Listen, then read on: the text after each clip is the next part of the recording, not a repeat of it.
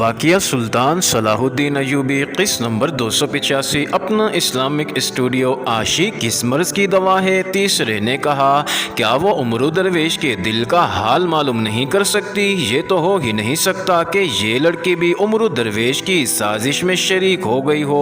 اگر کوئی سازش ہے اور عاشق اس میں شریک ہے تو اس کے متعلق حکم صاف ہے کہ قتل کر دو۔ ایک نے کہا کیا تم اتنی قیمتی چیز کو یوں ضائع کر دو گے؟ دوسرے نے کہا اسے اڑا لے جائیں گے اور کسی دولت والے کو منہ مانگے داموں یہ ہیرا دے دیں گے، وہاں یہ بتائیں گے کہ عاشق کو قتل کر کے دفن کر دیا گیا ہے۔ تینوں نے ایک دوسرے کو ایسی نظروں سے دیکھا جیسے ان میں اتفاق رائے ہو گیا ہو۔ ایک نے کہا آج رات ہمیں طور کا جلوہ دکھانا ہے، دیکھ لیں گے کہ عمرو درویش یا اس کی نیت کیا ہے۔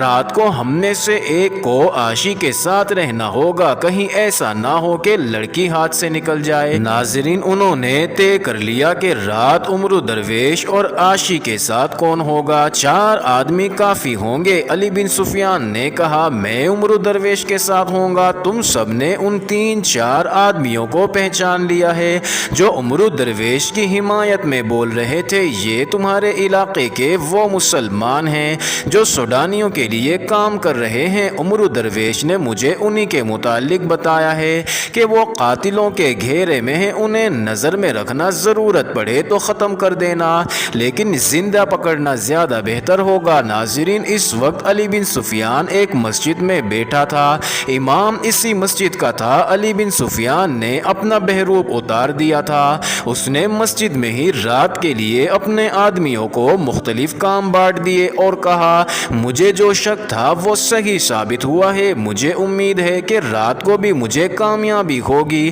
ناظرین سورج غروب ہونے سے ذرا پہلے اس پہاڑی پر جو عمرو درویش نے علی بن سفیان کو دکھائی تھی ایک آدمی چڑھ رہا تھا، وہ اس احتیاط کے ساتھ چڑھ رہا تھا کہ کوئی دیکھ نہ لے۔ ناظرین دوسری طرف سے 2 آدمی اسی کی طرح جھکے جھکے اوپر جا رہے تھے اور ایک آدمی کسی اور طرف سے اوپر جا رہا تھا۔ یہ آدمی جب اوپر چلا گیا تو رینگ کر ایک بہت بڑے درخت تک پہنچا، ادھر ادھر دیکھا اور درخت پر چڑھنے لگا۔ 2 آدمی ایک بہت بڑے پتھر کے عقب میں بیٹھ گئے۔ ناظرین یہ جگہ درخت سے دور نہیں تھی، چوتھا آدمی بھی اوپر چلا گیا اور ایک موزوں جگہ چھپ گیا۔ جو آدمی درخت پر چڑھا تھا وہ اوپر ایک موٹے ٹہنی پر اس طرح بیٹھ گیا کہ ٹانگیں اوپر کر کے سکیڑ لی۔ ناظرین شاخیں اور پتے اتنے گھنے تھے کہ یہ آدمی نیچے سے نظر نہیں آ سکتا تھا۔ وہ آہستہ سے ایک پرندے کی طرح بولا، اسے پرندے کی آواز میں 3 ساتھیوں کا جواب ملا۔ ناظرین سورج پہاڑ کے عقب میں اتر گیا تھا اور 3 آدمی اکٹھے پہاڑی چڑھتے جا رہے تھے۔ ان کے پاس آگ جلانے کا سامان اور مٹی کے برتن میں آتش گیر مادہ تھا، اس کے پاس لمبے خنجر بھی تھے۔ ناظرین شام کا دھندلکا گہرا ہوتا جا رہا تھا۔ ان 3 آدمیوں کا انداز ایسا تھا جیسے انہیں کسی بھی طرف سے کوئی خطرہ نہیں، وہ باتیں کرتے جا رہے تھے۔ ان کی باتیں ان 4 آدمیوں کو سنائی دینے لگی جو پہلے سے وہاں چھپے ہوئے بیٹھے تھے، وہ پوری طرح چھپ گئے۔ ناظرین وہاں سے دور نیچے عمرو درویش کا خیمہ تھا جو شام کے اندھیرے میں نظر نہیں آتا تھا۔ خیمے کے باہر گاڑی ہوئی 2 مشعلوں کے شعلے دکھائی دے رہے تھے۔ خدا کا ایلچی تیار ہو گیا ہے، ان 3 آدمیوں میں سے ایک نے ہنس کر کہا جو بعد میں اوپر آئے تھے، سامان کھول کر تیار کر لو، آج میرا دل کسی اور طریقے سے دھڑک رہا ہے۔ دوسرے نے کہا اس کے اندر کوئی وہم بیٹھ گیا ہے، کیا تم محسوس نہیں کر رہے کہ آج کچھ گڑبڑ ہے؟ میں بھی کچھ گڑبڑ اس آدمی کی وجہ سے محسوس کر رہا ہوں جس نے ایک آنکھ پر سبز پٹی باندھ رکھی تھی۔ ان میں سے ایک نے کہا گھبراؤ نہیں، ہم طور کا جلوہ دکھا کر سب کے وہم دور کر دیں گے۔ اگر لوگ مان گئے تو اس ایک آدمی کی کوئی پرواہ نہیں کرے گا، تم اپنا کام کرو، وقت تھوڑا رہ گیا ہے، اندھیرا گہرا ہو رہا ہے۔ ایک آدمی نے مٹی کا برتن کا منہ کھول کر تیل کی طرح سیال زمین پر انڈیل دیا۔ ناظرین جگہ چونکہ پتھریلی تھی اس لیے یہ مادہ جذب نہ ہو سکا۔ اس سے ذرا دور ہٹ کر ایک آدمی نے چھوٹا سا دیا جلا کر بڑے پتھروں کے درمیان رکھ دیا تاکہ دور سے اس کی لو نظر نہ آ سکے۔ اس کی روشنی میں تینوں آدمی نظر آ رہے۔ اب ادھر مشعل پر نظر رکھو، ایک نے کہا۔ جو ہی مشعل اوپر نیچے حرکت کرے دیا تیل پر پھینک دو، لوگوں کو طور کا جلوہ نظر آ جائے گا۔ یہ اہتمام اس بڑے درخت کے نیچے کیا گیا تھا جس پر ایک آدمی بیٹھا ہوا تھا۔ نیچے تینوں آدمی اکٹھے کھڑے ہو گئے۔ ناظرین، اس نے جھینگر کی آواز پیدا کی۔ ایک بہت بڑے پتھر کے پیچھے سے بھی جھینگر کی آواز سنائی دی۔ تینوں آدمی بے پرواہ ہو کر کھڑے رہے۔ اچانک اوپر سے ایک آدمی ان تینوں میں سے ایک آدمی کے کندھوں پر گرا۔ دوسرے دو بری طرح گھبرا گئے اور ادھر ادھر ہوئے۔ ذرا سی دیر میں تین آدمی مختلف اوٹوں سے اٹھے اور ان دونوں پر جھپٹ پڑے۔ انہیں خنجر نکالنے کی مہلت نہ ملی۔ ان میں سے جو آدمی اوپر والے کے نیچے پڑا تھا وہ قوی ہیکل تھا، اس نے اوپر والے کو لڑکا دیا۔ علی بن سفیان نے کہا تھا کہ انہیں زندہ پکڑنا ہے، مگر اس آدمی کو ہلاک کرنا ضروری ہو گیا۔ جو آدمی اس کے اوپر گرا تھا اس نے خنجر نکالا اور اس قوی ہیکل آدمی کے دل میں اتار دیا۔ ناظرین، دوسرے دو آدمیوں کو ان رسیوں سے باندھ دیا گیا جو اسی مقصد کے لیے ساتھ لے جائی گئی تھی۔ عمرو درویش کے خیمے کے باہر لوگ جمع ہو گئے تھے، ان میں علی بن سفیان بھی تھا اور اس کے ساتھ مصری فوج کے چھاپہ مار بھی خاصی تعداد میں موجود تھے جو اس علاقے میں مختلف بحروپوں میں رہتے تھے۔ ناظرین، انہیں دن کے دوران اکٹھا کر لیا گیا تھا اور بتا دیا گیا تھا کہ ان کا مشن کیا ہے۔ ان میں چند ایک گھوڑوں پر سوار تھے، ان کے پاس ہتھیار بھی تھے۔ لوگوں میں عمرو درویش پر نظر رکھنے والے اور اس کی مدد کرنے والے سوڈانی جاسوس تھے، ان کی تعداد 5-6 سے زیادہ نہیں تھی۔ ناظرین، علی بن سفیان نے انہیں پہچان رکھا تھا، وہ بھی مرنے مارنے کے لیے تیار ہو کر آئے تھے، لیکن انہیں یہ اندازہ نہیں تھا کہ ان کے مد مقابل کتنے آدمی ہیں۔ عاشی اپنے مخصوص طلسماتی لباس اور حلیے میں باہر نکلی، اس نے اداکاری کی، دونوں مشعلوں کے درمیان چھوٹا سا قالین بچھایا۔ عمرو درویش خیمے سے نکلا اور مستانہ چال چلتا قالین پر آن کھڑا ہوا۔ ناظرین، دونوں بازو پھیلا کر آسمان کی طرف کیے اور منہ اوپر کر کے کچھ بڑبڑانے لگا۔ ناظرین، عاشی نے اس کے آگے سجدہ کیا، پھر اس کے سامنے دو زانوں بیٹھ گئی۔ اے خدا کے مقدس ایلچی، جس کا احترام ہم سب پر فرض ہے، عاشی نے کہا، انسانوں کا یہ گروہ طور کا وہ جلوہ دیکھنے آیا ہے جو خدا ذوالجلال نے موسیٰ علیہ السلام کو دکھایا تھا، اور جنات بھی جن میں سے میں ہوں طور کا جلوہ دیکھنے آئے ہوئے ہیں۔ کیا ان سب کو شک ہے کہ میں خدا کا جو پیغام لایا ہوں وہ حق پر نہیں؟ عمرو درویش نے پوچھا۔ اگر گستاخی معاف ہو تو مجھے بخش دینا اے خدا کے بھیجے ہوئے ایلچی، ایک آدمی نے کہا۔ طور کا جلوہ دکھا کر ہم گناہ گاروں کے دلوں سے سارے شکوک نکال دیں گے۔ علی بن سفیان نے اس آدمی کو دیکھا، اسے وہ پہچانتا تھا، وہ عمرو درویش کے ساتھ کا آدمی تھا۔ ہاں مقدس ہستی، علی بن سفیان نے آگے آ کر کہا، ہم شک میں ہیں، ہمیں طور کا جلوہ دکھا، اور اگر یہ لڑکی جنات میں سے ہے تو اسے کہے کہ تھوڑی سی دیر کے لیے غائب ہو جائے، پھر سارے شک ختم ہو جائیں گے۔ ناظرین، عمرو درویش نے درخت والی پہاڑی کی طرف اشارہ کر کے کہا، ادھر دیکھو، اندھیرے میں تمہیں کچھ بھی نظر نہیں آ رہا؟ اس نے زمین سے ایک مشعل اکھاڑی اور بلند کی، اس نے اونچی آواز میں کہا، خدائے ذوالجلال، تیرے سادہ اور جاہل بندے شکوک کے اندھیروں میں بھٹک رہے ہیں، انہیں وہی جلوہ دکھا جو تو نے موسیٰ علیہ السلام کو دکھایا تھا اور جس سے فرعون کے نشیمن کو جلایا تھا۔ اس نے مشعل دائیں بائیں لہرائی، پھر اوپر کر کے نیچے کی، مگر پہاڑی پر کوئی شعلہ نمودار نہ ہوا۔ ناظرین، عمرو درویش نے ایک بار پھر مشعل کو اوپر سے نیچے کو لہرایا، مگر پہاڑی پر چھوٹا سا شرارہ بھی نہ چمکا۔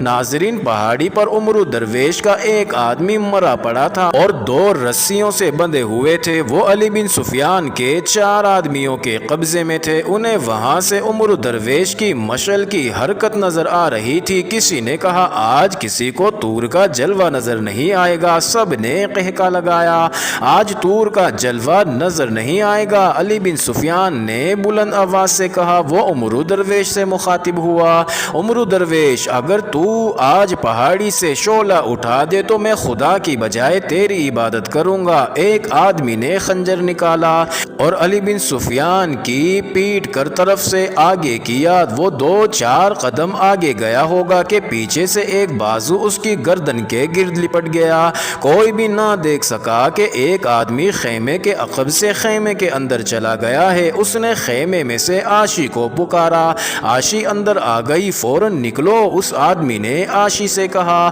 ہمارا راز فاش ہو چکا ہے۔ یہ آدمی جس نے کہا ہے کہ آج طور کا جلوہ نظر نہیں آئے گا، یہاں کا آدمی معلوم نہیں ہوتا، یہ مصر سے آیا ہے۔ ہمارا ایک ساتھی پکڑا گیا ہے، یہاں کے مسلمان جنگلی اور وحشی ہیں، ہو سکتا ہے یہ عمرو درویش کو قتل کر دیں۔ ہم تو نکل جائیں گے، تم ان کے ہاتھ آ گئی تو تمہارے ساتھ وحشیوں جیسا سلوک کریں گے۔ میں نہیں جاؤں گی، عاشی نے مسکرا کر کہا، مجھے ان وحشیوں اور جنگلیوں سے کوئی خطرہ نہیں۔ کیا تم پاگل ہو گئی ہو؟ میں پاگل تھی، عاشی نے کہا، اب دماغ درست ہو گیا ہے، اب وہاں جاؤں گی جہاں عمرو درویش کہے گا۔ ناظرین، باہر علی بن سفیان اور امام لوگوں سے کہہ رہے تھے کہ وہ انہیں وہاں لے جائیں گے جہاں سے طور کا جلوہ نظر آنا تھا۔ وہاں انہیں دکھایا جائے گا کہ انہوں نے ایک رات پہلے جو جلوہ دیکھا تھا اس کی حقیقت کیا تھی۔ علی بن سفیان کے چھاپا ماروں نے لوگوں میں سے 3 آدمیوں کو اس طرح پکڑ لیا تھا کہ کسی کو پتہ نہ چل سکا۔ ان کے پہلوؤں کے ساتھ خنجروں کی نوکیں لگا کر انہیں الگ اندھیرے میں لے گئے اور ان پر قابو پا لیا گیا تھا۔ عمرو درویش ابھی وہیں کھڑا تھا۔ ناظرین، خیمے کے اندر ایک سوڈانی جاسوس عاشی کو بچانے کے لیے اسے ساتھ لے جانا چاہتا تھا، مگر عاشی اسے انکار کر رہی تھی۔ وہ آدمی حیران تھا کہ لڑکی انکار کیوں کر رہی ہے۔ وہ بار بار یہی کہتا تھا کہ مسلمان جنگلی اور وحشی ہیں۔ عاشی نے کہا، تم بھی مسلمان ہو، میں بھی مسلمان ہوں، میں اب اپنی قوم کو چھوڑ کر نہیں جاؤں گی۔ ناظرین، باہر غلغپاڑا بڑھتا جا رہا تھا۔ اس آدمی نے لمبا خنجر نکال لیا اور عاشی کو قتل کی دھمکی دے کر ساتھ چلنے کو کہا۔ عاشی نے تلوار ایسی جگہ رکھی ہوئی تھی جہاں سے فوراً نکالی جا سکتی تھی۔ عمرو درویش نے اسے کہہ رکھا تھا کہ ہتھیار ہر لمحہ تیار رہنے چاہیے۔ عاشی نے لپک کر تلوار کھینچ لی اور کہا، ہم دونوں میں سے کوئی بھی باہر نہیں جائے گا۔ ایک مرد کے لیے یہ بہت بڑا چیلنج تھا کہ اسے ایک عورت للکارے۔ وہ جان گیا کہ یہ معاملہ گڑبڑ ہے اور اتنی قیمتی لڑکی ہاتھ سے جا رہی ہے، اس کو قتل کر دیا جانا یا اڑا لے جانا ضروری ہو گیا تھا۔ اسے توقع نہیں تھی کہ عاشی تیغ زنی کی سوجھ بوجھ رکھتی ہے یا نہیں۔ وہ خنجر سے اس پر حملہ آور ہوا۔ عاشی نے اس کے خنجر پر تلوار ماری، خنجر اس کے ہاتھ سے چھوٹ گیا لیکن خیمے سے ٹکرا کر اس کے قریب گرا۔ اس نے خنجر اٹھا لیا، عاشی نے اس پر تلوار کا وار کیا۔ وہ تجربہ کار تیغ زن تھا، وار بچا گیا۔ عاشی نے کہا، میرا استاد بھی وہی ہے جس نے تمہیں تیغ زنی سکھائی ہے۔ اس نے عاشی کا ایک اور وار اس طرح روکا کہ ایک طرف ہوا اور عاشی کے سنبھلنے تک اس کے اوپر آ گیا۔ اس نے عاشی کی کلائی پکڑ لی اور بولا، میں تمہیں قتل نہیں کروں گا، عاشی ہوش میں آؤ۔ عاشی نے اس کی ناک پر ٹکر ماری، وہ پیچھے ہٹا تو وار اس کے خنجر پر کر کے خنجر پھر گرا دیا۔ وہ وار بچانے کے لیے پیچھے ہٹا تو خیمہ نے اسے روک لیا۔ اب تلوار کی نوک اس کی شہرگ پر تھی۔ عاشی نے کہا، میں مسلمان باپ کی بیٹی ہوں۔ اس نے نوک اس آدمی کی شہرگ میں دبائی اور بولی، بیٹھ جاؤ، ہاتھ پیچھے کر لو، میری طاقت میرا ایمان ہے، میں اب کھلونا نہیں۔ ناظرین، باہر اب یہ عالم تھا کہ ایک مشعل علی بن سفیان نے اٹھا لی تھی اور دوسری امام نے۔ 4-5 چھاپا ماروں نے عمرو درویش کو اپنے گھیرے میں لے لیا تھا۔ اسے انہوں نے مجرموں کی حیثیت سے حراست میں نہیں لیا تھا بلکہ حفاظت کے لیے اسے اپنی پناہ میں لے لیا تھا۔ خطرہ یہ تھا کہ جو سوڈانی جاسوس اس کے ساتھ لگے ہوئے تھے وہ اسے قتل کر سکتے تھے، لیکن معلوم ہوتا تھا کہ ان میں سے اب کوئی بھی آزاد نہیں تھا۔ ناظرین، یہ ہدایت علی بن سفیان نے دی تھی کہ جو ہی ہنگامہ شروع ہو عمرو درویش کو پناہ میں لے لیا جائے۔ عمرو درویش نے ایک چھاپا مار سے کہا خیمے میں لڑکی ہے، اسے بھی ساتھ لے چلنا ہے، وہ مسلمان ہے۔ ناظرین خیمے میں گئے تو وہاں کچھ اور ہی منظر تھا۔ عاشی نے تلوار کی نوک پر ایک آدمی کو بٹھا رکھا تھا، اس آدمی کو پکڑ لیا گیا۔ عمرو درویش سے علی بن سفیان نے کہا مجھے یقین ہے کہ میرے آدمی اس پہاڑی پر پہنچ گئے ہیں، اسی لیے وہاں سے شعلہ نہیں اٹھا۔ بہتر یہ ہے کہ لوگوں کو ابھی وہاں لے جا کر دکھایا جائے کہ شعلہ کیسے پیدا کیا جاتا ہے، تاکہ جو اس شعبدہ بازی کے جھانسے میں آ گئے ہیں ان کے ذہن صاف ہو جائیں۔ ایک مسئلہ اور ہے جس کی طرف فوری توجہ کی ضرورت ہے۔ عمرو درویش نے کہا اسحاق کو قید خانے سے رہا کرانا ہے۔ اس علاقے میں سوڈانیوں کے بہت سے جاسوس ہیں، ان میں سے کوئی نہ کوئی یہاں کے حالات کی اچانک اور غیر متوقع تبدیلی دیکھ کر حکومت اور فوج کو اطلاع دے دے گا۔ اس کا نتیجہ یہ ہوگا کہ اسحاق کو قید خانے کے تہہ خانے میں ڈال کر اسے اذیت رسانی سے مار دیا جائے گا۔ میں سوڈانی سالار کو یہ دھوکہ دے کر آیا تھا کہ میں یہاں کے مسلمانوں کے ذہن بدل دوں گا۔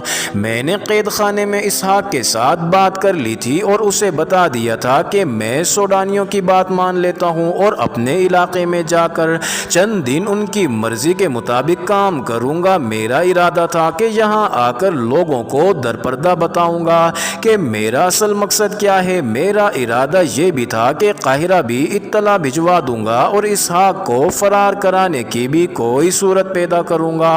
یہاں آیا تو مجھے پتا چلا کہ بہت سے سوڈانی جاسوس جو اسی علاقے کے مسلمان ہیں میرے ارد گرد پھر رہے ہیں اور میں آزاد نہیں ہوں۔ اتفاق سے یہ لڑکی مسلمان نکلی۔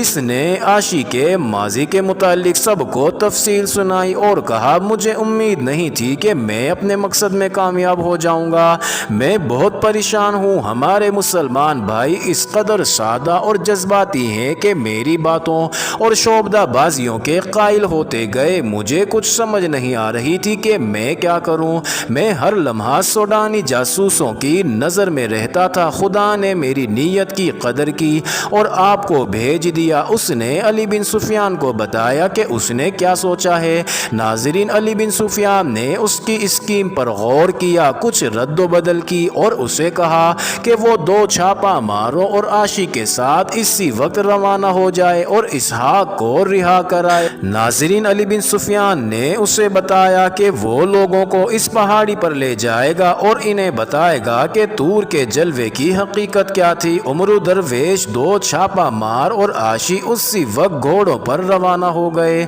ناظرین وہ خیمے کی پچھلی جانب سے چپکے سے نکل گئے تھے۔ علی بن سفیان خیمے سے باہر نکلا۔ لوگ پریشانی اور حیرت کے عالم میں باہر ٹولیوں میں کھڑے چیمگوئیاں کر رہے تھے۔ علی بن سفیان نے بلند آواز سے کہا اگر تم طور کے جلوے کی حقیقت دیکھنا چاہتے ہو تو ہمارے ساتھ آؤ۔ تم سب جانتے ہو کہ رسول اکرم صلی اللہ علیہ وسلم کے بعد پیغمبری اور نبوت کا سلسلہ ختم ہو گیا ہے۔ اس کے بعد خدا نے کسی کو بھی جلوہ یا معجزہ دکھایا ہے نہ دکھائے گا۔ اس آدمی کو تمہارے عقیدے خراب کرنے کے لیے بھیجا گیا تھا۔ تم نے غور نہیں کیا کہ یہ شخص تمہیں صرف یہ بات کہتا رہا ہے کہ سوڈان کی فوج کو تم نے اس علاقے سے ہمیشہ دور رکھا ہے۔ اب سوڈانیوں نے تمہارے دلوں پر قبضہ کرنے کے لیے یہ حربہ استعمال کیا ہے۔ غیور مسلمانوں، دشمن جب اس قسم کے اوچھے حربوں پر اتر آتا ہے تو یہ اس حقیقت کا ثبوت ہوتا ہے کہ وہ میدان میں تمہارے مقابلے میں آنے سے ڈرتا ہے۔ تم حق پر ہو، یہ خطہ تمہارا ہے، یہاں اسلام کی حکومت ہوگی۔ کفار تمہارے دلوں سے قوم اور مذہب کا احساس ختم کرنے کے جتن کر رہے ہیں۔ آج تمہیں طور کے جلوے دکھائے جا رہے ہیں، کل تمہیں صلیبی لڑکیوں کے جلوے دکھا کر تم میں بے حیائی پیدا کی جائے جائے گی، تمہیں انسان سے حیوان بنایا جائے گا، پھر تم محسوس بھی نہیں کرو گے کہ تم عزت، غیرت اور وقار سے محروم ہو گئے ہو، تم کفار کے غلام ہو گئے ہو۔ سوڈان کا بادشاہ مسلمان نہیں، وہ کافر ہے، اسلام کا دشمن اور صلیبیوں کا دوست ہے۔ کیا تم پسند کرو گے کہ تمہاری بیٹیاں کفار کی بیٹیوں کی طرح مردوں کے ساتھ شراب پئیں اور بدکاری کریں؟ کیا تم پسند کرو گے کہ مسجدیں ویران ہو جائیں اور قرآن کے ورق زمین پر روندے جائیں؟ رب کعبہ کی قسم، ہم ایسا نہیں چاہتے۔ ایک آواز آئی، اسے ہمارے سامنے لاؤ۔ جو اپنے آپ کو خدا کا ایلچی کہتا ہے وہ بے قصور ہے، علی بن سفیان نے کہا۔ معزز ناظرین، جاری ہے اگلی ویڈیو قسط نمبر 286 میں، دیکھنا مت بھولیے گا۔